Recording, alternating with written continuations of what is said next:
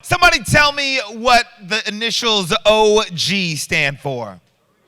Original Gangster. This next gentleman is the copywriting OG. Let me tell you, yeah, Wu was right. Let me tell you how OG this man is. Like the original direct response OG. Does anybody know his name? David Ogilvy. This guy, who I'm about to bring on stage, worked for Ogilvy's company back when Ogilvy was still working there.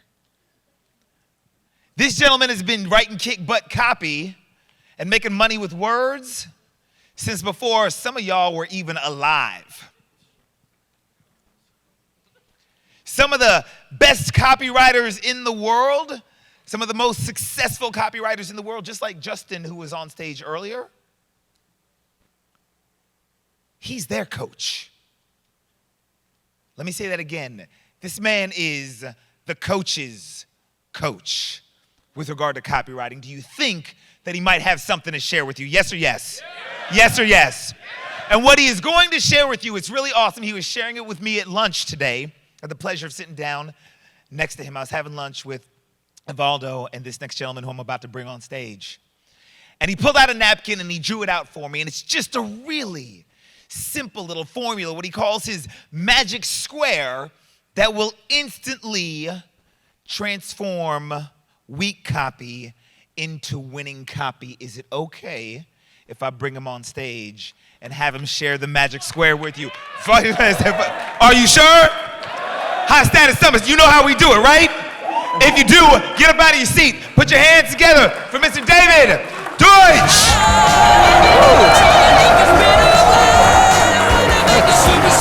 OG.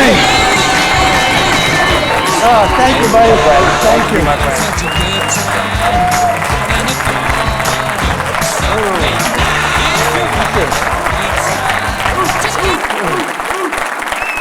Oh, man. Thank you, guys. Wow.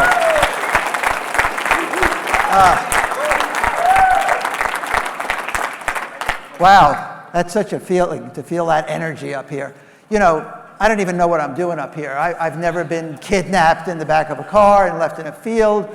You know, I didn't grow up in a slum in Brazil. I never got into gambling debts or people wanting to kill me for gambling debts.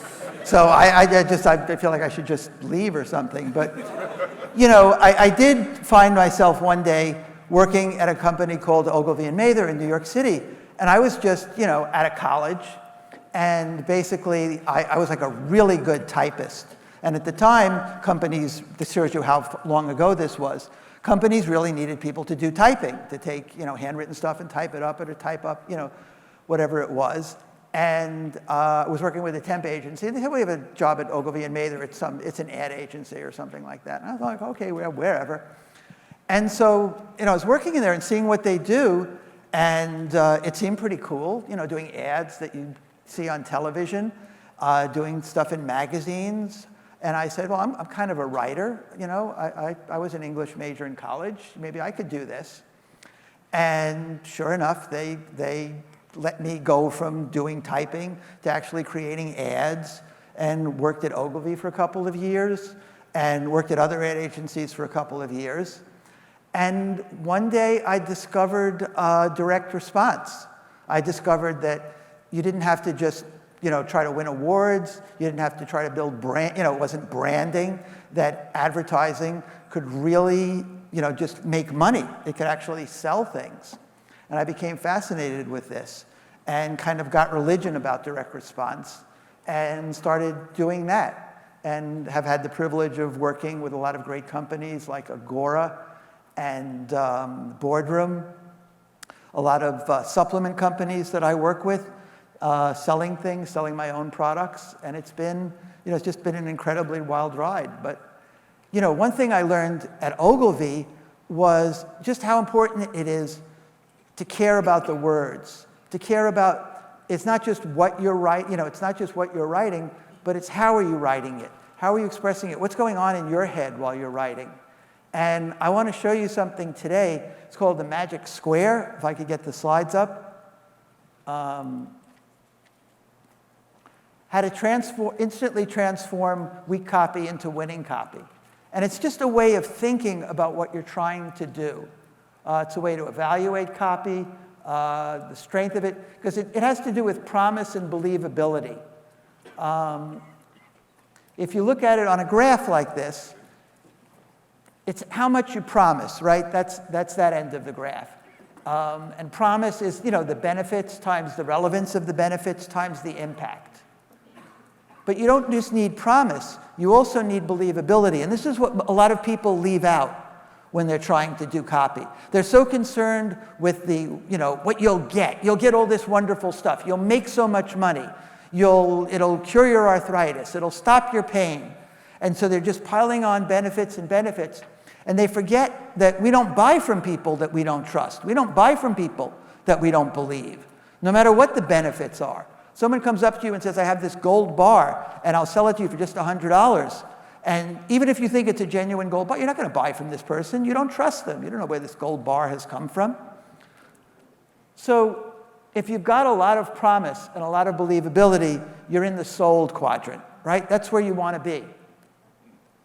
But if you have low believability, even if your promise is high, you're in the hype quadrant, and you need to add proof. And that's what I'll show you about in this presentation, is how to actually add proof to your promotion, to your copy. If you've got high believability, if I know you, I like you, I trust you, I want to buy from you, but there's no promise, there's no benefits that I care about, then you're in the who cares box. It's like, yeah, I trust you, I want to buy from you, but I don't care. Your benefits don't resonate with me. And I'll show you how to do that as well, how to add that to your copy in a believable way. And if you have very low believability, very low promise, then it's back to the drawing board. You really need to start over. There's no improving that. So there's no going back, okay? Going back doesn't work. There you go. And this, I think this is also in the portal, so you can get the slides and you'll be able to review this more. So, and I want to emphasize that this isn't just for like writing promotions like Evaldo does and I do. It's for anything that you write, right? You want to get a job at a company. You've got to give them a lot of benefits that they can believe. But you also want to they have to trust you. You have to give them proof that you're qualified. If you want to get affiliates, right? You can't just tell the affiliates about how much money they're going to make, although that's important with affiliates. But they also have to trust you that you're going to pay them the money, that you'll be good to work with, that you'll reciprocate, you'll mail for them. So this is just important. Every word you write, this is important. So how do you know what box you're in right now? You read the copy. You read it as a prospect. I think this is the key thing in copy for people, in getting better about copy, is to be able to look at your own copy as if you're a prospect. Not just like that you wrote it, and so you know what it's supposed to say, and you know what you're trying to do, and you have a certain pride of ownership in it, so you don't really want to change it. But to really read it with that jaded, skeptical eye of a prospect. And how does it make you feel? Is there enough promise? Does it make you feel drawn to wanting what you're offering? Is there enough proof? Do you feel like that promise is proven, that you're trusting the person? Get other people to read it. We tend to be very possessive about our copy. We don't want other people to really read it because then they might say something bad, or we don't want to take their time.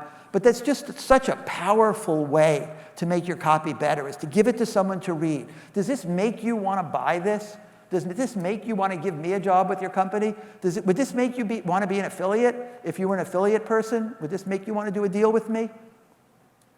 Highlighting is a wonderful thing. And you can highlight with a highlighter, a pen, or you can highlight on the computer. But anything that's promise-oriented in what you've written, like highlight it in yellow, and then highlight the proof in green or whatever color. And if you look at it, you see a lot of yellow, and you don't see any green, you need to add proof to it. Pretty simple, right? Make a list. Make a list of all the things that you're promising, right? It'll probably be a pretty big list, because that's the first thing that comes to our mind. But then make a list of the proof for each element, for each thing that you're promising Is there a proof element? Is there a way to prove? Is there a way to make the prospect feel like you're really going to deliver on that benefit? And not just that you can deliver on the benefit. A lot of copy, when you're writing copy for like financial copy, when you're writing copy for health, a lot of times people believe that you've done whatever it is for other people. You've made other people money. You've improved other people's health. But the thing that they really need is to believe that you could do it for them. Because, maybe people feel I'm not as smart as these people. Or maybe people feel like, I'm not going to eat right. I'm not going to exercise like these people did. I can't get this benefit. So a lot of it is convincing people that they can do it, them specifically. And then just compare. I think there's a lot to be said for taking something that you've written and just putting it side by side with something similar that someone else has written that you really like. And then you can really see, what are they doing that I'm not doing? So how do you increase let's start with the promise, right?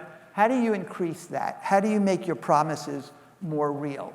And what most people do is they just shout louder, right? They put in all caps, they use exclamation marks, they say it's killer, it's amazing, it's incredible. They use a lot of adjectives. They pile on a long list of benefits, right? You get this, and you get this, and you get this.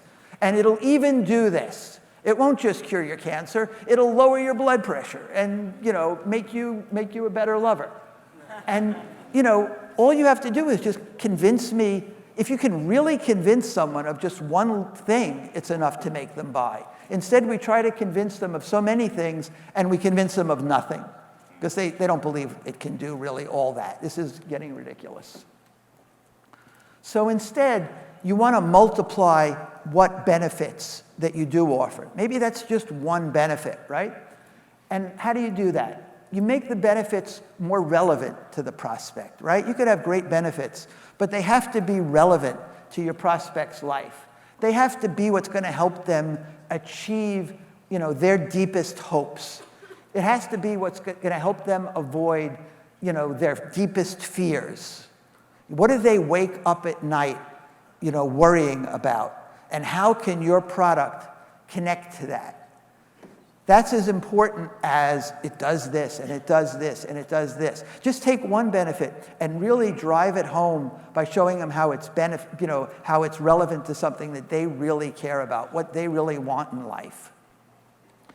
People don't want to make more money, like with financial newsletters, right?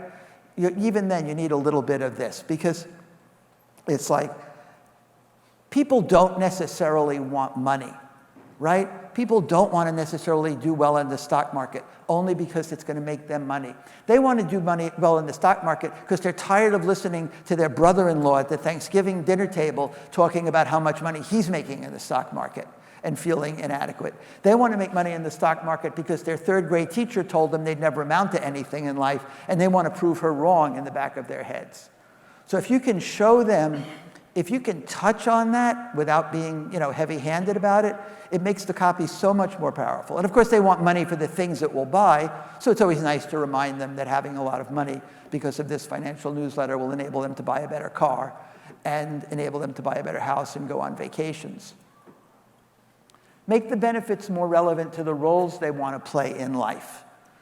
People, they don't just want stuff, right? They don't just want benefits. They want to be better at the role that they want to play in life. And maybe that's, being a hero to their loved ones, right? They want to be seen as a great father. That's why they want, some people want money, is to provide for their families, to be seen as a good provider. Maybe they, as an employee, they want to be, a better boss. You'll be the boss everyone admires, if you buy this course, if you do this program. Here's another thing about benefits is that people don't realize, is they're all connected. One of the speakers touched on this a little bit, this idea that if you have more wealth, it also means you have more health, because you can go to better doctors, you can buy more supplements, you can fly to California for the latest, surgical laser treatment. You have access to more things. So, don't just talk about how much money you're going to make someone. Talk about how them making more money is going to lead them to a better life in so many ways. And of course, providing for loved ones, right? That's a big thing for a lot of people.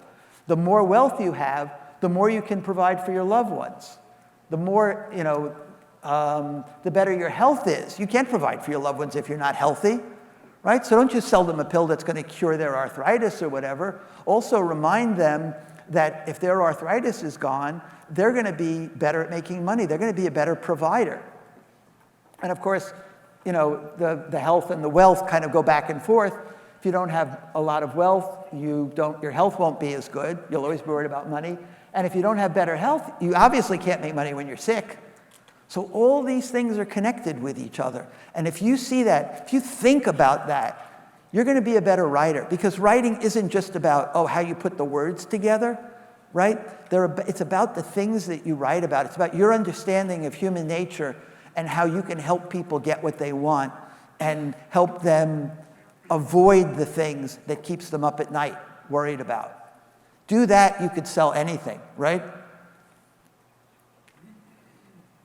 This is a great example of higher level benefits, and this is for a financial newsletter, this guy Ari McMaster. So it talks a lot about how much money they're going to make. But in this section, it talks about other things that subscribing to his newsletter will do. Give yourself, see if I can read this without falling off the stage. Give yourself the power to see the world as one whole understandable system. Right? People really want to understand things. They want to see what's really going on. Free yourself from the straitjacket world of sharply limited choices. Wow, reading his newsletter is also going to help me have more choices about what I can do, where I can invest. Make yourself disaster-proof. This guy is really like a crystal ball. He's going to be able to help you see into the future. That just doesn't mean I'm going to make more money by seeing in the future. It also means that I'm going to avoid the crashes, the apocalyptic, zombie apocalypse that everyone else is going to be suffering from and not be prepared for. Give yourself a few hundred hours of free time this year. Why should you be researching what stocks to buy? Why should you be trying to understand what the trends are when this guy is doing it for you? Put yourself in that tiny 2% of investors who actually know what's going on, and provide yourself with the opportunity to make the huge profits that only 8%, that the 98% only dream of. So now, not only is he promising the make money part, but he's doing it in a way that makes you feel like you're going to be a part of this exclusive club. You're going to be part of that 2%. He's not only appealing to their greed, he's appealing to that part of them that wants to be that person that's a little bit unique, that wants to be more successful than everybody else.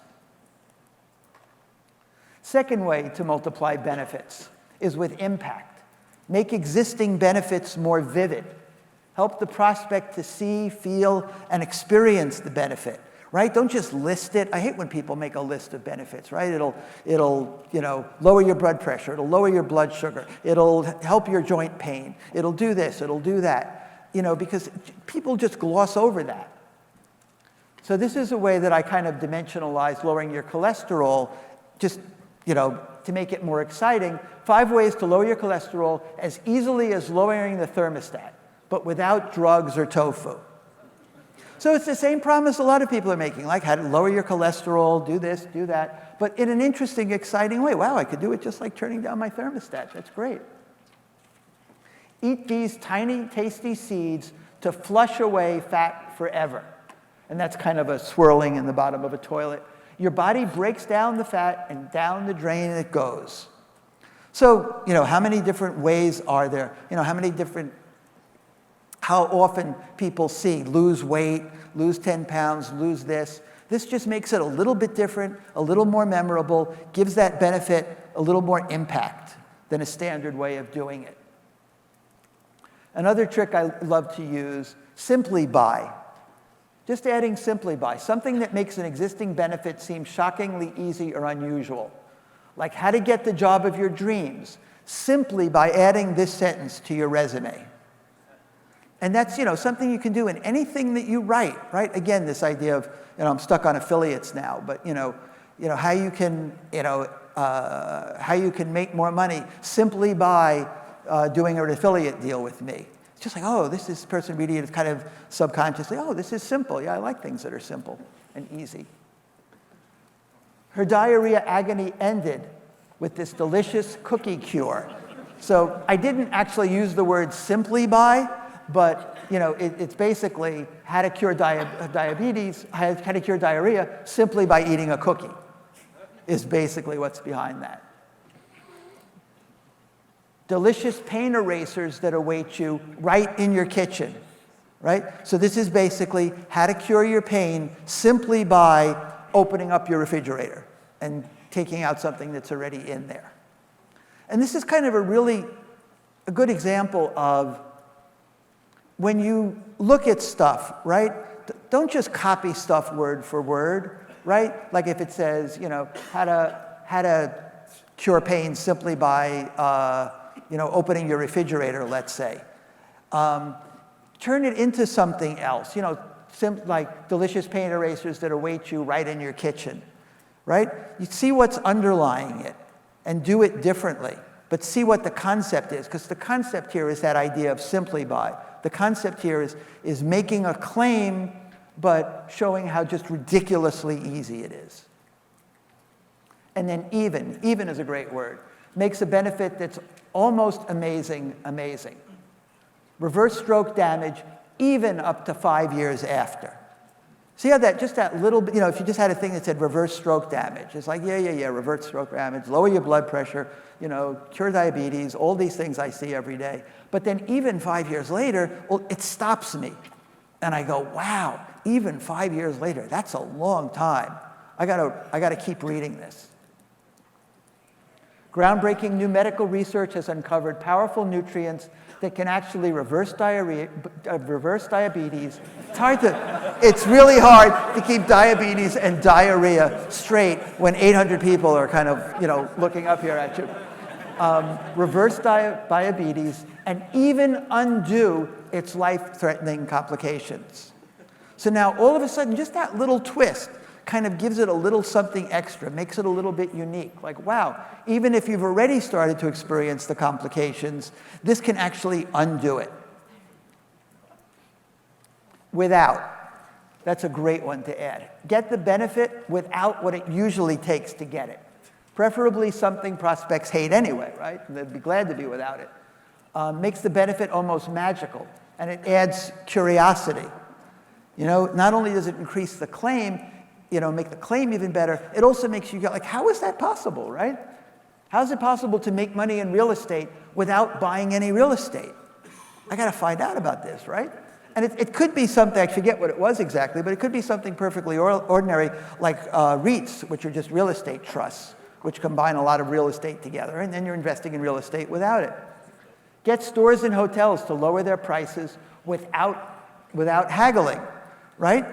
Everybody wants to get lower prices. Nobody likes to haggle, right? This isn't the Middle East. It's embarrassing to kind of feel like I'm going to have to negotiate with somebody. How Warren Buffett wins big by keeping money out of the market. Again, a good idea, a good indication, a good example of something which you don't have to copy things word for word, right? Because this uses without saying without. We're saying how Warren Buffett wins big in the market without investing money in the market, right? It's just phrased a little differently, by keeping money out of the market. Adding emotion is another way to increase a benefit, right? Because now there's emotion behind that benefit, right? It's one thing to say how to make money for your retirement, right? But there's no emotion there.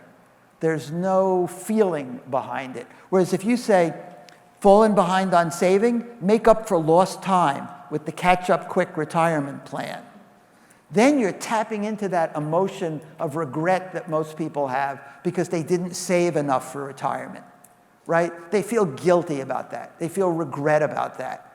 There's an emotional pain associated with that, and now you're connecting to that. Add drama.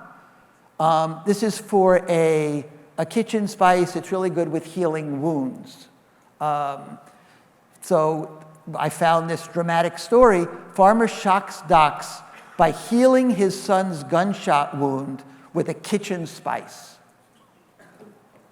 Now, you got to read that, right? Because it sounds interesting. But if I said, oh, the herb that helps with wound healing, right? Like, who would read that?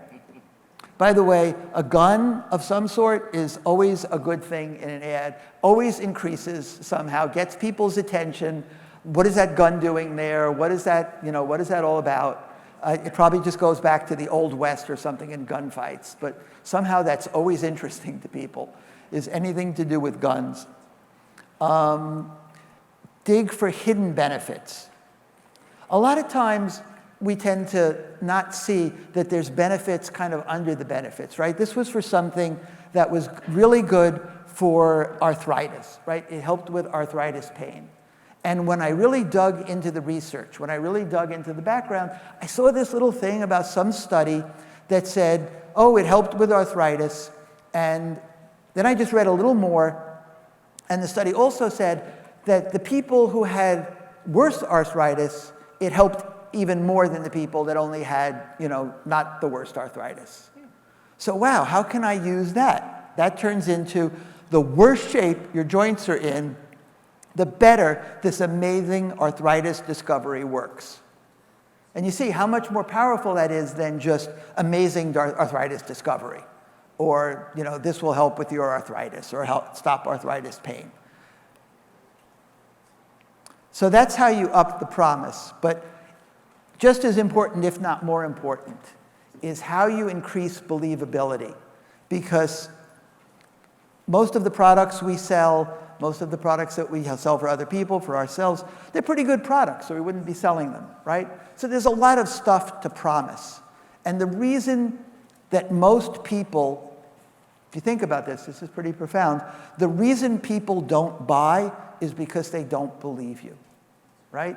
You can tell people it's going to make you $1 million, or even it's going to make you $1,000. You can tell people this will help with your joint pain, this will help with your diarrhea, this will help with your diabetes. But why are they not buying? If they really believed that, they would buy, right? So we're going to talk a lot about different kinds of proof. Because I think people think of proof, they think of proof in a very limited way. I don't know, like mathematical proof, or is there a study to back it up, right? And of course, I think people also limit themselves in terms of where they feel proof is needed. Like if you look at every fact that you assert in your copy, in a promotion, in what you're writing to someone and say, do I need to prove this? Can I prove this? Like even when it's just sort of educational. Your brain needs more oxygen than any other part of your body. Just adding, according to a Harvard Medical School study.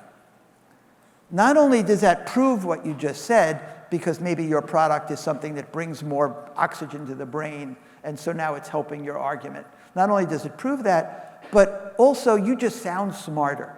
You sound more credible. You sound more trustworthy because you're telling me that this is according to a Harvard Medical School study. It also says implicitly that the author of whoever's writing this, the doctor or whoever is behind the letter, actually reads the Harvard Medical School studies. And so that in itself is helpful and makes that person more trustworthy. So the basics of proof, right? You have studies, you have research, you have testing that's been done, you have a track record, right? Again, if you're doing affiliate work, what's your track record of making money for affiliates? If you're an investment guru, marketing for an investment guru like Evaldo, what's the guru's track record that I can show? What's the track record of this remedy? But there's also social proof, of course, which is really powerful to people because we're social animals, right? If we see a lot of other people doing things, that's the bandwagon down at the bottom, you know, we see people doing things, that has a tremendous effect on us. We see someone, we walk out in the street, we see a bunch of people looking up at the sky, we'll look up at the sky. What's going on up there, you know? Because maybe nothing's going on up there, but there's a bunch of people looking up at the sky, so it must be important. That's how people's brains work, right? So testimonials, we see other people that have used this product and have good things to say about it. Endorsements from people in the media. What is a newspaper or magazines, what are they saying about this? Media quotes, authority quotes and mention. Where has it been used? Has it been seen on TV? Has something like it been used at Harvard? Now this is a little trick I want to tell you too. That's a trick like in a bad way. But sometimes, like you've got this product, right? Or you've got this course or whatever it is. And maybe this product hasn't been used by Harvard, right? Maybe your course obviously isn't being used at Harvard. But is there some aspect of this product that comes from a Harvard study? Is there some aspect of your course? Are you using some kind of neural learning? Are you using some kind of techniques that you got from something that was studied at Harvard, or that can be connected to Harvard in some way, or connected to some authority figure, you know, where what you're teaching is from? Look for that stuff, right? This is the stuff that's on the next level of things that can give you tremendous credibility. These are some advanced proof techniques. You know, show it. Seeing is believing for people. You know, and it's showing it. Demonstrations aren't just for, you know, infomercials or pitchmen at state fairs where you can show how the slicing and dicing works. But even in your copy, you can walk them through what it would be like to do a demonstration of this. You can walk them through kind of how they could check this out for themselves, like do a visual demonstration, even pictures of things a lot of times, before and after. All that stuff is a demonstration. Oops. We just talked about We just talked about proving the parts to prove the whole. The ingredients, the concept behind it, the people behind it, getting a little echo on the audio. And for example, the theory behind this investment newsletter won the Nobel Prize.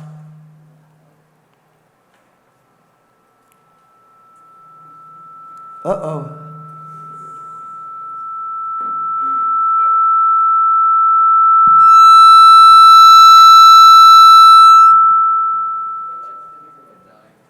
Either I'm getting real bad tinnitus, or that would be pretty funny. It's like, it's not anything in the audio. You've got tinnitus now. You've got ringing in your ears. A really underused thing in copy that everyone ought to study is something called argumentation, like logic, right? Because a lot of copy, when you look at it, is just not logical.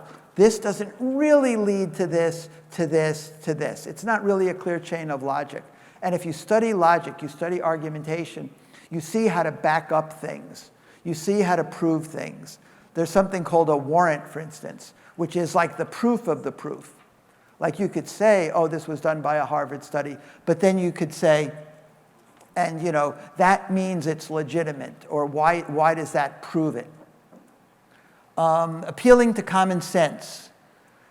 Sometimes you can prove something, or you can add a proof element to something just by appealing to people's common sense. Like, you know how it is when, you know, this happens and this happened like that? Well, that's exactly how it is in this case. And people go, yeah, well, that makes sense. You know how it is? You know how you put oil in your car when the oil gets low? Well, in the same way, you need my product because it's like putting oil in your car when the oil is low. It gives you that, you know, the lubricant that makes all things possible in your business, or, you know, whatever it is. It's like you're just appealing to stuff that's already in their brain, you know, doing analogies. Doesn't it make sense that if you put oil in your car, you should also, you know, buy my product because my product is like putting oil in your brain? Or, you know, comparisons. You know, look, compared to this, You can obviously see that, right? And the cliche way of doing that is something like, look, compared to a cup of coffee a day, right, like my course costs less than that. And one thing I love to do is just implying proof, right? Not even saying it, but just kind of implying it. Like with weight loss, right? Don't take too much. You could lose weight too fast. And that's probably a pretty legitimate claim for a lot of, for a lot of products. And just by saying that now, I've made a very powerful impression about how powerful my product is. Diabetes. Talk to your doctor before taking this. You may need less medication, which is true, right? You take an herb, some kind of supplement that starts lowering your blood sugar, you're going to need less medication, and you should talk to your doctor. It's a very valid thing. And this is one of the classic ones. If phone lines are busy, please keep trying. Now, why would someone say that the phone lines may be busy? Wouldn't that keep people from calling? They're like, I don't want to call if I'm going to get a busy signal. Do I need to explain what a busy signal is? That in the old days, we used to have busy signals. It didn't just go to voicemail or do whatever. People just didn't send texts to each other. We actually called and got busy signals. And, but by doing that, you're just implying a bandwagon. You're implying that this is a popular thing. A lot of people are doing it. Specificity is a great proof element. As soon as you start mentioning numbers, then people are like, well, yeah, like who would make that up, right? If I tell you that a certain number of people are doing it, mushroom extract makes radiation therapy work up to 4 times better. Supercharges chemo, too, used for generations in Japan to prevent recurrence and eliminate miserable side effects. So you can see the specificity is also in the Japan where it's being used, right? The specificity of it also works with chemo. Sometimes where things are used is very powerful. Something is used in Japan, something is used in Europe. People in certain places are using it. You all know what a mechanism is? It's a way of, it's how the product does what it does. It's what Evaldo was talking about in, I think, his first question, where it's like with James Altucher, his mechanism is that crypto script, right? The script is the mechanism. So excess pounds vanish when you ignite these newly discovered fat-burning cells. Weight loss is a great thing to study, because everything that could be said about weight loss has been said. Every claim that can be made has been made. So mechanism starts to become really, really important. So instead of just saying excess pounds vanish, when you use our supplement or how to make excess pounds vanish, which people have seen 1,000,000 times and just gloss right over. It's when you ignite these newly discovered fat-burning cells. Like, wow, I never heard of this before. That's an interesting way to lose weight, to ignite fat-burning cells. I got to read a little more about this. And so now you've kind of, gotten them into the copy. Sometimes there is no mechanism. This is how I kind of created a mechanism for a doctor that had all these great natural alternative cures that all seemed to work by taking advantage, so it beat any disease by taking advantage of its hidden weakness. Because a lot of his cures were like, you can actually fight cancer because cancer has a weakness. It's very sugar hungry. Because it reproduces so much, cancer has to get a lot of food, a lot of sugar. So one way to help fight cancer is to actually cut off its supply of sugar. And so and a lot of his cures seem to work in that way, that these diseases would have this hidden weakness, right? Arthritis can't survive without inflammation. So as soon as you start dousing the fires of inflammation, the arthritis starts to get better. That's its hidden weakness. So use your imagination, use your creativity to see what the mechanism is behind what you're selling, behind your course, behind whatever it is you're trying to market. Historical is a great proof. Boy, something's been used for 2,000 years, it must be pretty damn good. Prescribed by Hippocrates in ancient Greece, scientists now admit it beats depression better than Prozac. So look how much stuff is packed in there, right? Not only did I bring in the past, right? Prescribed by Hippocrates, okay, so it goes way back, and I've heard that name, Hippocrates, Hippocratic Oath and all that. Scientists now admit, so now I worked in the proof of modern day scientists have validated this. That's a little modern day proof now. Beats depression better than Prozac.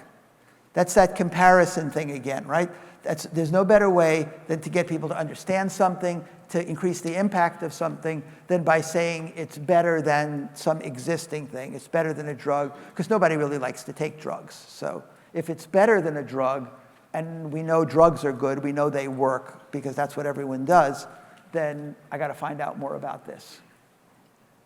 Really key thing, in the words of John Quincy Adams, he who has the best story wins. And that's that farmer again, shocking docs by healing his son's gunshot wound with a kitchen spice, right? I got that story, and that's it. I don't even have to be a good copywriter if I've got that story. And sometimes being a really good copywriter is digging. If you're working for clients, they don't just give you stuff like this. They don't know how important this kind of stuff is. It's like the John Carlton thing about the one-legged golfer, right? One-legged golfer, you know, how a one-legged golfer taught me to drive drives for 500 yards and sink every putt or something like that. The client didn't give him that one-legged golfer. Only after like 5 hours with the client, interrogating the client, well, is there anything about this that makes it unique? Is there anything about this that's interesting? Is there anything about this that I can say? The client's like, no, nothing. After 5 hours, the client finally says, well, you know, I did sort of like get this technique from, I don't know, I was watching this one-legged golfer, and just the way he balanced on one leg when he hit the ball, it made me think, if you balance like that on 2 legs, it could be like a really incredible technique for people.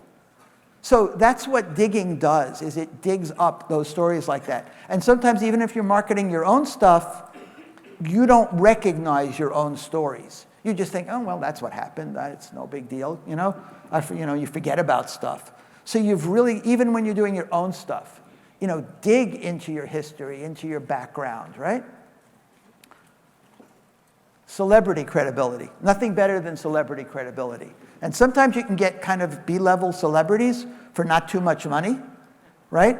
What we used to call Love Boat celebrities, people who were on the Love Boat, people who were in a sitcom and are sort of famous because they were in a sitcom years ago, but they're not famous now, and they're making appearances at conventions, doing autographs and things like that. You know, their face value can be tremendously valuable. But sometimes you can add celebrity credibility without any celebrity, just by mentioning celebrities, right? Movie star trick makes you look 10 pounds thinner and years younger. We think a lot about proof, right? I'm going to prove it, I'm going to prove, I mean, I hope you think a lot about proof, especially after this. But you also need to get people to trust you. Like, I could prove to you all day long that something is genuine, that something is good, but if you don't trust me, you're not going to buy it from me, especially if you don't know me, and especially if it's like on the internet, right? If you don't trust me, and we buy from people who we trust, we would even pay more money to someone we trust, you know, than to go somewhere else, just because that trust element is so important, you know, in human dealings. Simplicity is highly correlated with trust. People don't trust complexity.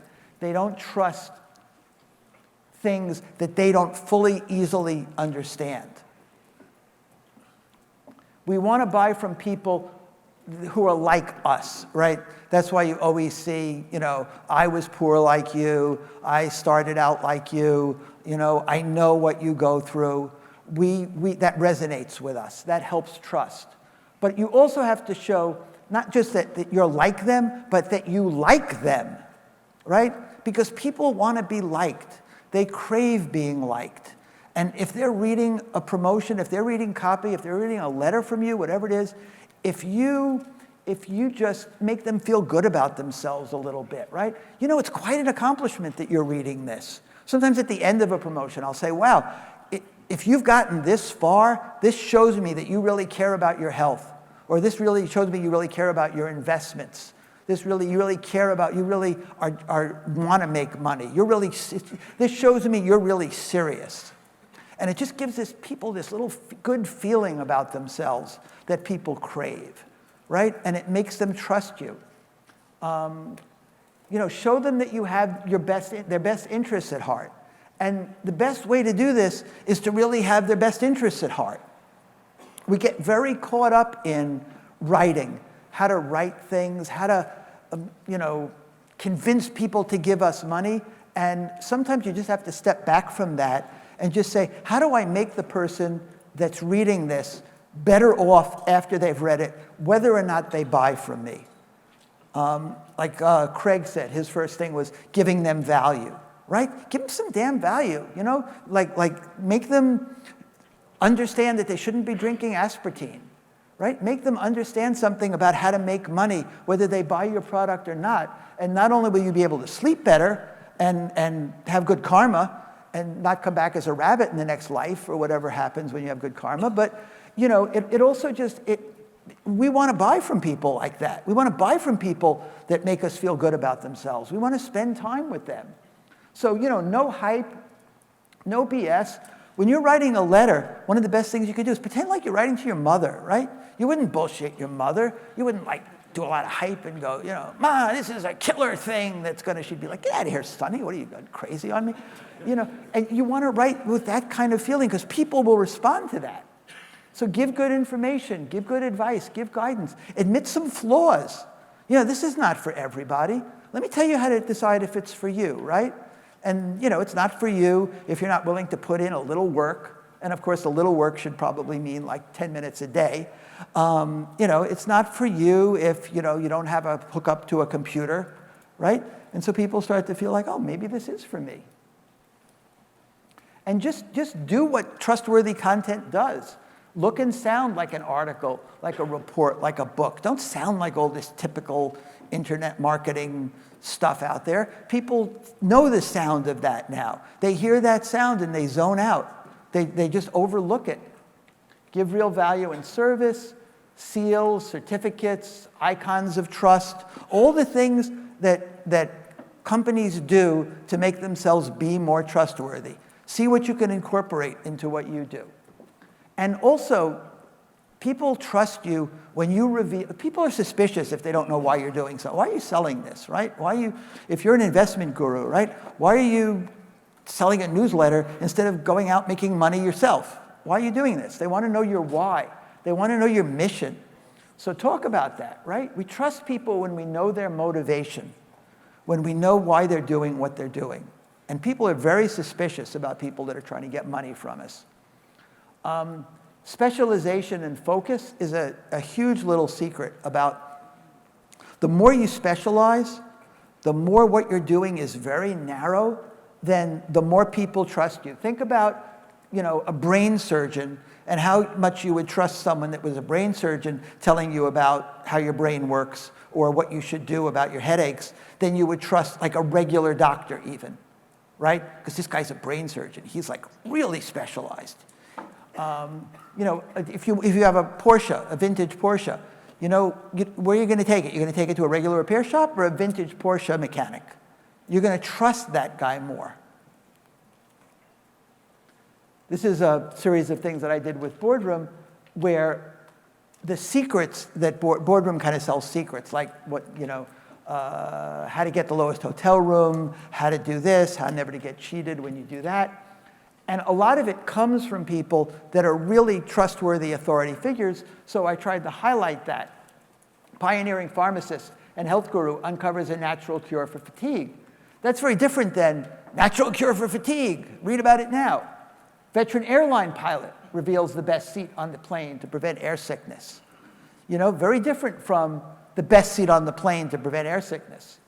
Winner of over 450 contests and sweepstakes reveals her winning secrets. Contractor lets you in on home remodeler's favorite dirty tricks. Like, who better to learn that from? Professional gambler shows you how to win every time. I love this kind of thing, right? This unidentified expert. Mrs. X, this information is so secret, this information is so powerful that we've had to make this person anonymous. Miss X, former tax agent, tells when to send in your return to avoid an audit. And then this is just a little biography thing for one of the health newsletters. But look at all these trust elements, right? The gray, starting from the left, the gray in his hair. Oh, yeah, like this is a guy, he's been around, right? He's looking you right in the eye. Look at the arrow to the stethoscope, right? The white lab coat, MD. I think I mentioned he's an MD like 14 times in this thing. Dr. Tomorrow, he's cutting edge. He's very futuristic. He's a genius. He's an MD. They call, right? Not we call. It's not a claim I'm making. It's not a claim he's making. They call him Dr. Tomorrow, right? He's got credibility. If you're looking for a trusted guide, so even using the word trust, and then the last thing is that big arrow down there in the middle, hundreds of physicians have sought training from Dr. Rowan. Like, who more to trust as a doctor than a doctor that others doctors go to for training, for diagnosis, for consultation, for whatever reason? That's the guy I want to go to. That's the guy I want to read his newsletter. Still not enough believability. Like, if you do the chart, if you really think about believability, do I have enough proof to back up my believability? If the really right answer is no, then, maybe you need to promise less. Because really, if people really believe, like in this, like if I said to you, do you think I could help you boost your income by $500 next month? Like, you'd probably say yes, right? Like, that's pretty feasible. But if I said to you, do you think I could help you boost it by $1 million a month? Now you're kind of skeptical. Now you want to hear from a couple of people that I've helped boost their income by $1 million a month. That's not so believable anymore. So sometimes it's better to just promise less than it is to just keep piling on benefits. And that's how you get into the sold category. Just to let you know that this isn't even as simple as this, the other dimension is interest. If you don't have interest, if your copy isn't enough to stand out and get people's attention, then it doesn't matter what you do. Doesn't matter how much believability you have, doesn't matter how much proof you have and trust you have. They haven't seen your damn copy. So this is almost first and foremost, and it's what gives it the third dimension. If your prospect isn't engaged, nothing else matters. The more time a prospect is engaged, statistics show, I should add some proof there, like studies actually show this, the more likely they are to buy. So to some extent, it's just a matter of keeping people on the page. You keep them on the page long enough, you keep them watching the video long enough, they will buy. Some ways to get and hold interest. Make it about them, not about you. Nobody wants to hear about you, but people love to read about themselves, right? Wouldn't you read a book, like whatever, like if your name was John Smith, wouldn't you read a book that says all about John Smith? Yeah, like of course we would. Interesting language, delight them. Rhetoric, plays on words, tell them stuff they don't know or that defies what they think they know. Nothing gets people's attention more than you think something, but you're wrong. Myths people believe about diabetes. The big lie from the drug companies about diabetes. Stories, creating curiosity, suspense, surprise, right? Be like a script writer. Think about cliffhangers. Think about look at how a screenwriter or a script writer or a TV documentary, how does it get people's interest in the beginning? They're going to talk about Hoover Dam, right? Like, how did they get you excited about that? You can use those same techniques. You can use the same techniques that Dan Brown and people like that use for people to buy millions of their books. He's got a certain formula, cliffhanger at the end of every chapter. There's something that you got to find out about in the next chapter. That's how he holds your attention. You can do those same sorts of things. Got to be sure I didn't leave anything out. Unique and extreme, right? People love unique stuff. People love extremes, the biggest, the best, the worst, the only. what never to do, what always to do, what's impossible. Current events, someone talked about this, Justin talked about piggybacking on what's top of mind. That's a great way to get and hold people's attention. Change. Change always gets people's attention. The cure for the herb to take for diabetes, doesn't really get people's attention because it's just one more herb, one more way to fight diabetes. But if you tell me that there's something that there's a new technology, right? New laser technology eliminates diabetes forever. Well, now I got to find out more about this because this is new. This is something that wasn't there in the environment before. So any kind of social change, any kind of economic change, I think Justin also talked about this. Change wakes people, maybe it was Craig. Change wakes people up. Change alerts their primitive brain to, I got to pay attention to this because the change may be that a saber-toothed tiger is lurking in the bushes. This is how we're programmed. So, death of the middle class, and why a select few are living richer, better, and healthier lives than ever before. So I'm using change. I'm using current events a little bit. I'm using news to get people's attention. I got to pay attention to this, as opposed to, hey, here are some ways to live better, healthier, and better and healthier and richer than ever. And it's just one more person trying to sell me something about how to get rich and how to get healthy. People also love rankings and competition, and this was a thing of herbs for Boardroom. Did a series of these. The Healing Hall of Fame, hottest healer, cayenne pepper. So much more interesting than just a whole bullet list of things that cayenne pepper does. This encapsulates a lot of Cleopatra's love snack, ensured she was always in the mood. Right? Just so many things in there, right? Story, it's got sex, it's got curiosity, it's got history, right? All those things contribute to making something be interesting. And whatever you're selling, there's always a way to bring in something to do with, any of these things, right? Story, sex, history, curiosity. You can always relate what you do to something historical, right? Make it fun, right? Create a category. These were a bunch of different ways of heal. You heal this with this, heal this with this, heal this with this. But when you title it Wacky Cures That Really Work, all of a sudden it's like fun. And when people have fun, people keep reading. Current event, Prozac at the time was, kind of a new thing. Prozac on your spice rack had a little bit of delight there with the rhyme. That always kind of gets people's attention. Secret, curiosity.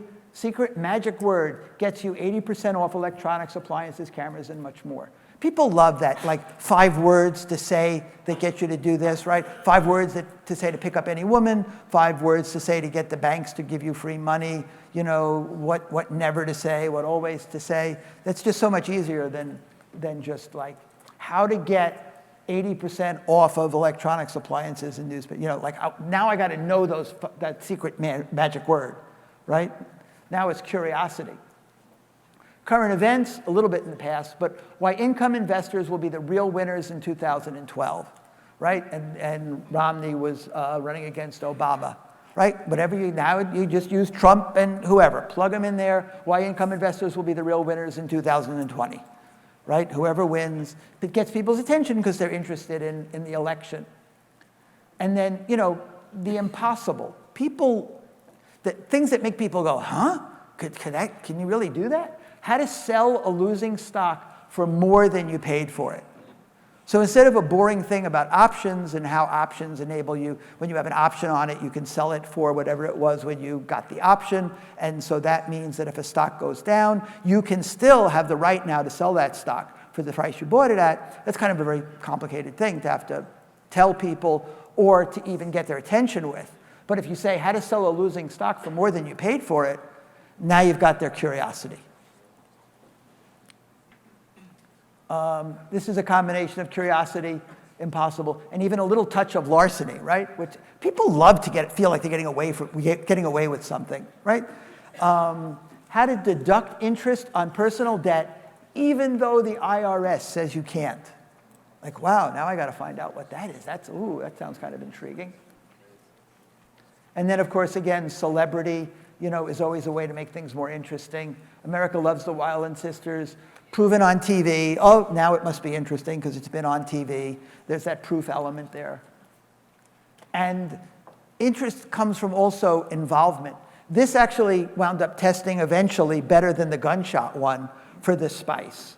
Which kitchen spice healed a deadly wound in just 40 minutes? So it's kind of like sort of making them take a little test, right? We're drawing them in, getting them evolved. Was it the dill, the cinnamon, the basil, the coriander, And it looks like I got time for I'd love to answer a question, but that's my website. You can go there, you can learn cool things, get free stuff, learn about my coaching programs and things like that. And I'd love to just, let me hear from you. If anyone's got a question, I'd be glad to, yeah. Earlier on, you were talking about how simplicity equals trustability. Surely that has to balance out. Surely there's a point where something can become so simple that it's doubtable, right? You almost can't become too simple. When they do tests and they're like, let's make it a little simpler, let's make it a little simpler, every time, it goes up. Generally, you want to write on a 6th grade level, 4th grade level, if you do the test Hemingway app or something like that. You don't want to make it so simple it sounds like you're talking to a young child, right? Like, now, Johnny, this is the way. But you do want to kind of sound like you're talking to an intelligent 12-year-old. I was more relating to the mechanism, your process of how you achieve the results. When you write it in the sales letter, I was more meaning making that too simple. You want that to be just a soundbite, right? You don't want that to be like, oh, let me tell you about our mechanism. It's very complicated, let me explain it. You just want it to be we use neuro-linguistic programming techniques to make you a better businessman, or we do this to do that, right? Thanks. Sure.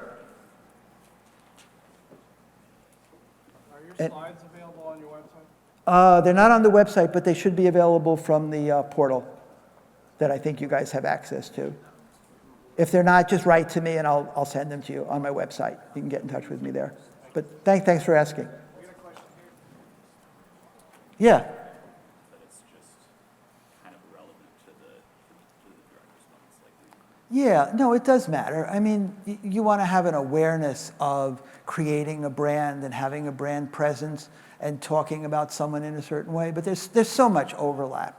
There's more overlap than not, You almost want to be creating a brand even in the promotion, right? You want to be creating a brand. Even if it's just for that one letter, that person should be like a brand. Dan Kennedy said to me once, you want the person to be like the mighty Thor.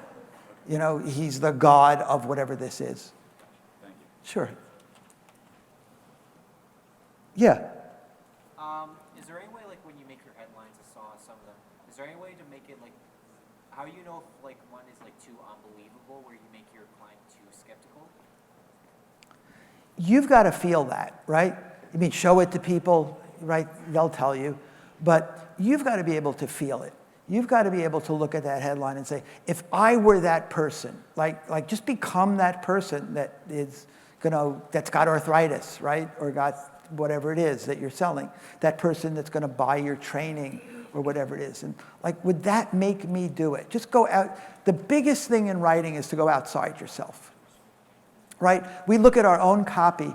If we looked at someone else's copy, we would be able to tell them all sorts of great things about it to improve it. We look at our own copy, all of a sudden we can't see anything.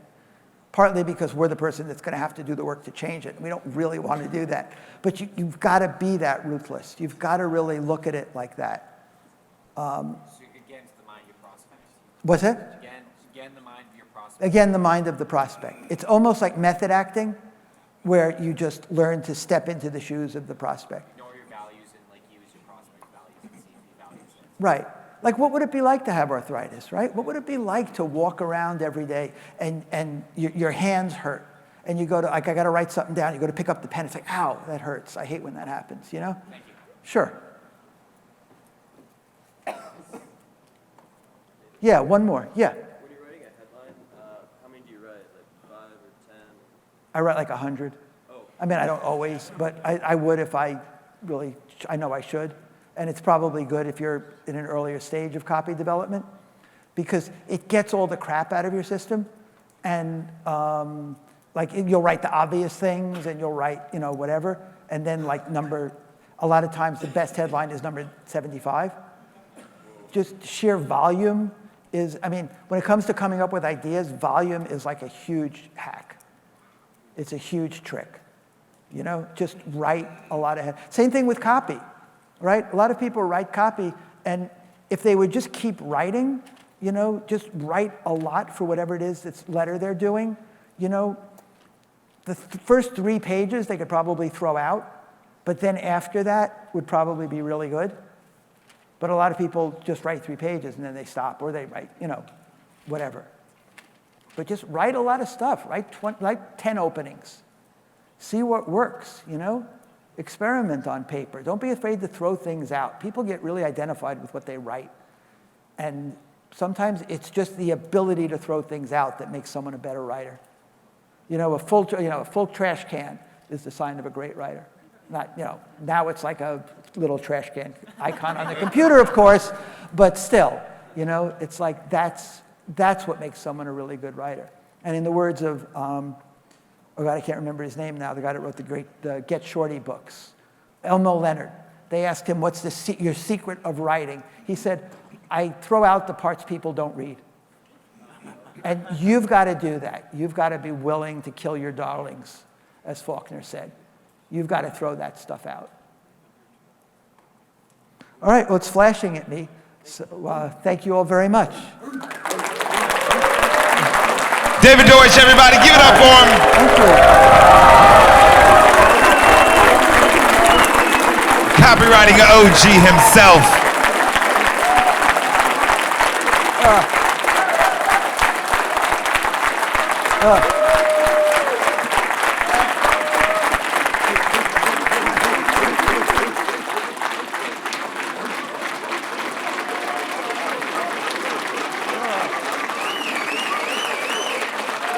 Love it, love it, love it.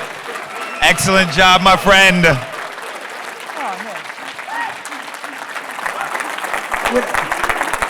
You know how comedians always say you guys are a great audience? Like, you guys really are the best audience I have ever spoken to. Excellent job, my friend. Thank you, Thank man. you so much. All right. Thank you. Excellent, excellent, excellent.